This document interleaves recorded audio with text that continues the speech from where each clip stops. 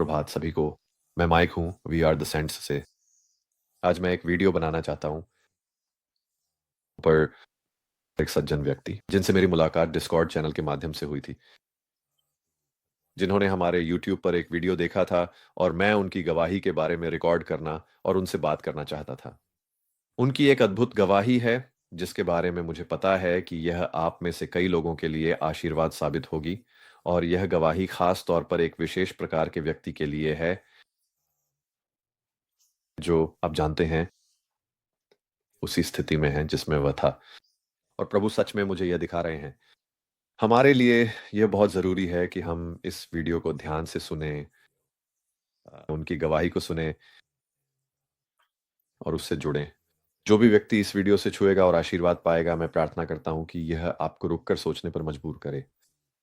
हमारे प्रभु और उद्धारकर्ता यीशु मसीह और हमारे परमेश्वर के बारे में। और हाँ, मैं सच में चाहता हूँ कि इसे एक वीडियो के रूप में करूँ, न कि लाइव के रूप में। इस तरह अ, आप इसे एक वीडियो के रूप में देख सकते हैं, न कि एक लाइव स्ट्रीम के रूप में।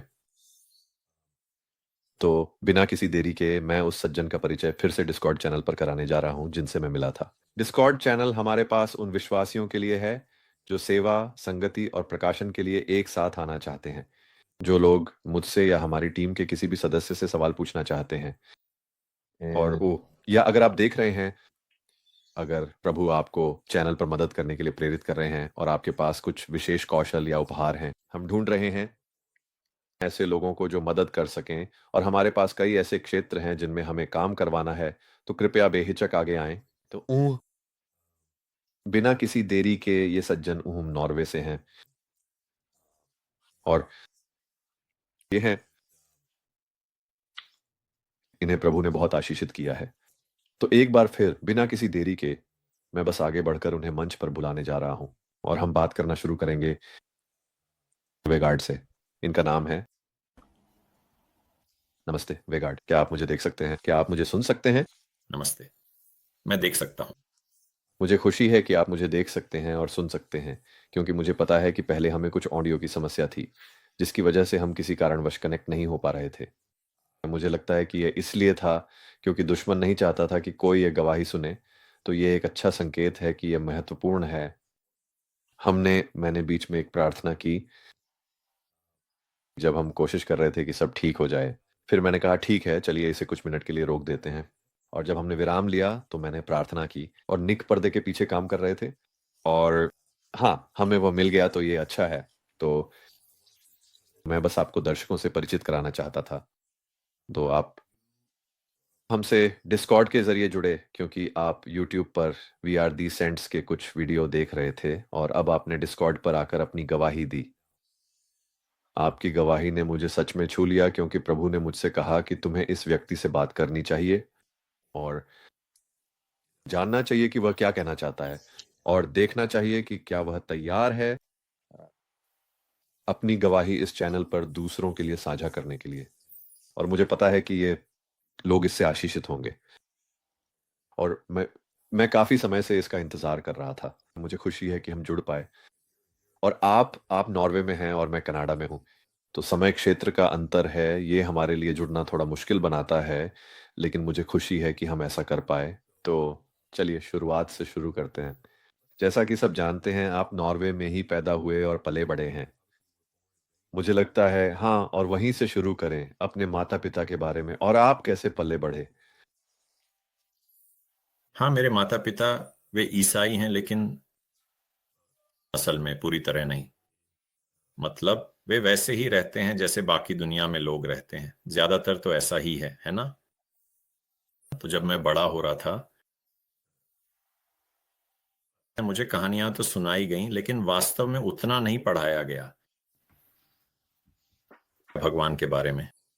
सही है। तो बहुत सारी कहानियाँ और उनसे जुड़ी कुछ बातें तो बताई गईं, लेकिन ये नहीं बताया गया कि भगवान से रिश्ता कैसे बनता है।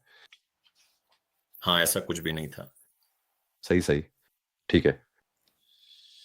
और फिर आपने अपना बचपन, किशोरावस्था और फिर वयस्कता का सफ़र तय किया। इसके बारे में भी हमें थोड़ा बताइए। वो समय कैसा रहा? आपकी मान्यताएँ क्या थीं? हाँ, मैंने ईसाई कन्फर्मेशन लिया था, लेकिन उसके बाद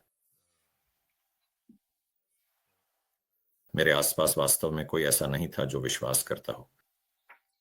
तो मैं भी बाकी समाज की तरह ही हो गया सही है। और मैं एक कट्टर नास्तिक बन गया और मैं 20 साल तक ऐसा ही रहा। 20 साल, ठीक है, ठीक है। और जिस इंडस्ट्री में आप हैं, आप क्या काम करते हैं? मैं एक आईटी कंसल्टेंट हूं। तो मैं स्थापित चालान प्रसंस्करण सॉफ्टवेयर। ठीक है, ठीक है। तो क्या आपको लगता है नॉर्वे देश में, आप जानते हैं क्या यह एक ईसाई विश्वासी देश है, या यह कुछ हद तक, आप जानते हैं, एक समाजवादी देश है जो चाहता है कि धर्म समाज या सरकार से जुड़ा ना हो? देखिए, इसकी एक ईसाई विरासत है, लेकिन यह काफी हद तक धर्मनिरपेक्ष है। ठीक है, सही है, सही है, ठीक है। तो फिर आप जानते हैं, जब आप नास्तिक थे तब आपके जीवन में कुछ हुआ, और साफ तौर पर किसी तरह आपकी मुलाकात यीशु से हुई, तो हमें उसके बारे में बताइए। हाँ, तो ये तब शुरू हुआ जब मेरी और मेरी एक्स गर्लफ्रेंड की ब्रेकअप हो गया था। तो जिंदगी का कोई मतलब नहीं रह गया था। लेकिन जब मैं उसके साथ था, तब भी कुछ ऐसे पल थे जब मुझे लगता था कि कुछ कमी है। लेकिन जब हमारा ब्रेकअप हुआ, तो मैंने अर्थ की तलाश शुरू कर दी और फिर मैंने जॉर्डन पीटरसन का बाइबिल का मनोवैज्ञानिक विश्लेषण खोजा। और मैंने वास्तव में उससे पहले बाइबिल का ज्यादा हिस्सा नहीं पढ़ा था, सिर्फ कहानियां सुनी थीं। और ईसाई धर्म के बारे में मेरी जो राय पहले थी, वह खैर कुछ खास अच्छी नहीं थी, अगर मैं यह शब्द इस्तेमाल करूं तो। हाँ, लेकिन जब मैंने वह सीरीज देखी, सच में, तब मैंने सोचा, ओह, शायद इस किताब में वाकई कुछ उपयोगी बातें हैं। ठीक है। और फिर मैंने उनकी किताब 12 रूल्स फॉर लाइफ पढ़ी और मुझे अपनी खुद की फिलॉसफी पर रिसर्च करने की प्रेरणा मिली। ठीक है, तो ये बहुत दिलचस्प है, क्योंकि जॉर्डन पीटरसन पिछले कुछ सालों में कई विषयों के केंद्र में रहे हैं। जहां तक ईसाई समुदायों की बात है, आप जानते हैं क्या वह ईसाई हैं, क्या वह ईसाई नहीं है? आप जानते हैं उनकी मान्यताएं क्या हैं? मैं उन्हें जानता हूं। काफी साल पहले से वह कनाडा में फ्री स्पीच के लिए एक चैंपियन रहे हैं। तो वह यूनिवर्सिटी ऑफ टोरंटो में प्रोफेसर थे। वह तब मशहूर हुए जब उन्होंने विरोध किया। मुझे लगता है उन लोगों का जो कुछ खास तरह की स्पीच को स्पीच कुछ खास तरह की अभिव्यक्ति को वैध बनाने की कोशिश कर रहे थे। आप कुछ बातें नहीं कह सकते, अपनी बात नहीं रख सकते, वह इसके लिए एक चैंपियन थे। और इसी तरह उनके लिए ये सब शुरू हुआ। एक कनाडाई के रूप में हम में से बहुतों ने इसे देखा और सोचा, वाह, यहाँ कुछ खास हो रहा है, जैसे कोई इस चीज के खिलाफ खड़ा हो रहा है। लेकिन अब मुझे पता चला है कि उनके परिवार का भगवान और यीशु के साथ गहरा अनुभव रहा है। उनकी पत्नी और उनकी बेटी ने भी खुद को भगवान और यीशु के प्रति अपने प्रेम का इजहार किया है। जॉर्डन पीटरसन के बारे में मुझे पूरी तरह यकीन नहीं, वह किस पक्ष में है यह स्पष्ट नहीं। मुझे लगता है कि वह भी मानते हैं, लेकिन यह दिलचस्प है क्योंकि यहाँ दो खेमे हैं। कुछ लोग कहते हैं कि वह वास्तव में भगवान या स्वर्ग के राज्य के लिए कुछ नहीं कर रहे हैं। फिर कुछ लोग कहते हैं हाँ, वह कुछ कर रहे हैं और उनके काम के जरिए कुछ हो रहा है। हो सकता है वह स्वीकार न करें अपना, आप जानते हैं, यीशु मसीह में अपनी पूरी आस्था या जो भी है, लेकिन मुझे लगता है कि उनके साथ कुछ तो है। तो और ये दिलचस्प है कि आपको इसके बारे में बात करते हुए सुनना। हाँ, हाँ, मेरा मानना है कि उसने कई लोगों को मसीह की ओर अग्रसर किया है। हाँ, हाँ, मुझे लगता है कि आप जानते हैं, प्रभु किसी को भी इस्तेमाल कर सकते हैं। मुझे पता है कि प्रभु इस्तेमाल करते हैं। विश्वासियों और अविश्वासियों दोनों को अपने उद्देश्य के लिए, बस यही है, ये सब शास्त्र में है। और तो हाँ ठीक है, तो आपने आपने उसकी कुछ किताबें पढ़ी, आपने खोजबीन की, और फिर वह आपको कहाँ ले गया? अच्छा, फिर मैंने क्वांटम भौतिकी में देखना शुरू किया। ठीक है, तो क्वांटम भौतिकी में एक कण एक ही समय में हर तरह की दिशाओं में जाता है, लेकिन जब उसे देखा जाता है तो वह एक ही बिंदु पर केंद्रित हो जाता है। और जब मैंने यह पढ़ा तो मैं पहुंचा यान मैगिल, ईसा मसीह की पुस्तक the master in his emissary, जो बताती है कि मस्तिष्क के अलग अलग गोलार्ध कैसे काम करते हैं और वे दुनिया को कैसे अलग नजरिए से देख सकते हैं। और मैं पहुंचा जब मैंने एक सारांश पढ़ा कि मस्तिष्क किसी क्रिया को करने से पहले कैसे काम करता है। तो किसी क्रिया को करने से पहले दायां गोलार्ध उन सभी संभावित क्रियाओं के बारे में सोचता है जो आप कर सकते हैं और उन क्रियाओं को भेजता है बाएं गोलार्ध को, और बायां गोलार्ध एक क्रिया को चुनता है, उसे वापस दाएं गोलार्ध को भेजता है, और फिर आप वह क्रिया करते हैं। और जब मैंने ये पढ़ा तो मुझे लगा हाँ, ये तो क्वांटम फिजिक्स जैसा लगता है। और जैसे मेरे दिमाग में एक स्विच ऑन हो गया और मैंने सोचा, ओह, मैं किसी के दिमाग में जी रहा हूं। ओह, ईश्वर है। ईश्वर है। हाँ, मैं बस हैरान रह गया था। तो बौद्धिक रूप से आपने सारी कड़ियां जोड़ी कैसे? जैसा कि आपने कहा, आप कुछ देख रहे हैं, तो बौद्धिक दृष्टि से विज्ञान के माध्यम से आप कुछ देख रहे हैं, और उसी विज्ञान ने आपको इस प्रमाण तक पहुंचाया कि ईश्वर का अस्तित्व है। हाँ।